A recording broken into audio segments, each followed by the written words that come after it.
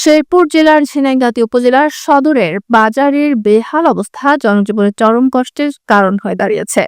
বর্ষাকালে বিশেষ করে ভূমি অফিসের সামনে থেকে মহিলা মার্কেট পর্যন্ত রাস্তা চলাচলের অযোগ্য হয়ে পড়ে। চালহাটি, গুড়হাটি, ডিমহাটি ও কাঁচা বাজার সহ বিভিন্ন হাটের ব্যবসায়ীরা বুঝতে পারছেন না।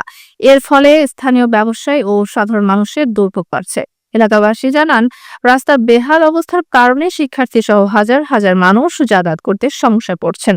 কাদা আবর্জনা জমে এবং পরিষ্কার পরিচ্ছন্নতার অভাবে দিন দিন এই রাস্তা পরিত্যক্ত হয়ে যাচ্ছে।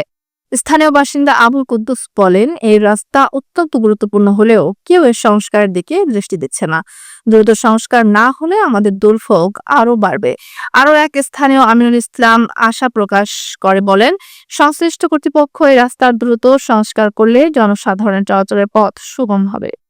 উপজেলার এই প্রধান সড়কটি সংস্কারের মাধ্যমে এলাকাবাসীর যাতায়াত ও ব্যবসা বাণিজ্যের উন্নতি আশা করা যাচ্ছে।